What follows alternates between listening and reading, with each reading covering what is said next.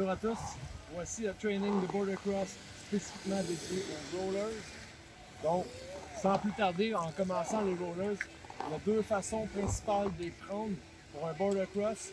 La première, c'est qu'on veut générer de la vitesse. La deuxième, c'est plutôt qu'on veut garder notre stabilité. On n'est plus en mesure à ce moment-là de générer de la vitesse. Donc, on est sur les rollers ici. Une des choses qui est vraiment importante pour arriver à prendre de la vitesse, c'est de savoir où placer notre poids et à quel rythme. Donc, souvent, on va être au début de la bosse, à peu près ici. On va vouloir alléger notre planche un petit peu, peut-être même faire un petit ollie. Ce qui est vraiment important, c'est qu'après ça, quand on arrive dans la descente, c'est qu'on commence à mettre beaucoup de poids sur l'avant de notre planche. Ça va aller ainsi de suite pour tous les rollers. Plus ça va aller, plus vous allez prendre de la vitesse.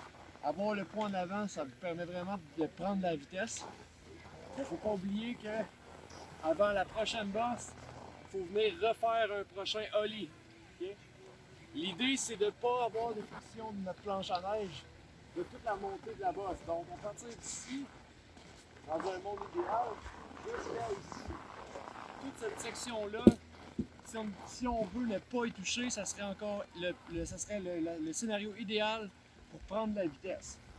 Donc là, ça veut dire que j'ai terminé, j'ai mis beaucoup de poids en avant. Il faut que je me prépare à sauter ou à faire un ollie ici.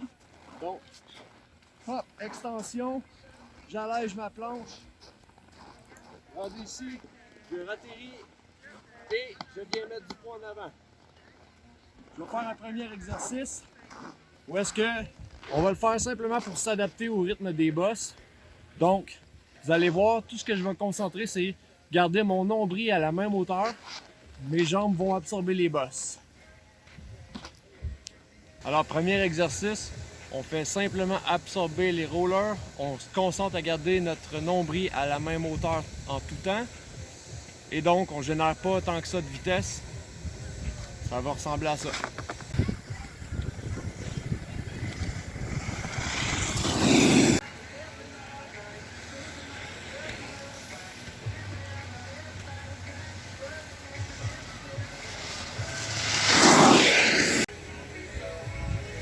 L'un des exercices que j'aime bien recommander pour commencer à pouvoir transférer du poids par en avant et prendre de la vitesse, c'est de passer par-dessus votre mitaine.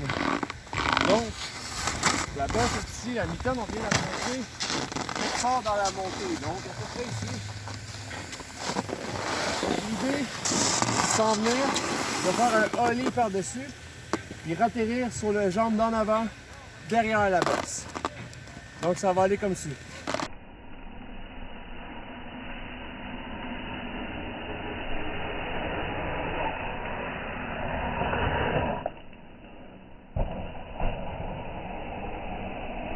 Alright, donc un autre exercice qui va vous être fort utile pour le Border Cross concerne beaucoup l'agilité du bas du corps.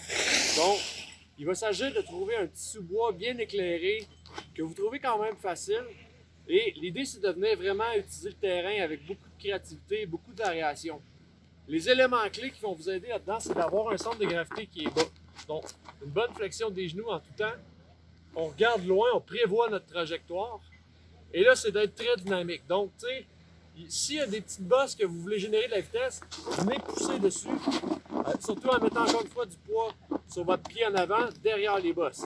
S'il y a une bosse que vous voulez passer par-dessus, donc justement c'est important d'avoir le centre de gravité bas parce que ça va vous permettre de faire le ollie pour pouvoir passer par-dessus. Donc on va aller regarder ce que ça donne.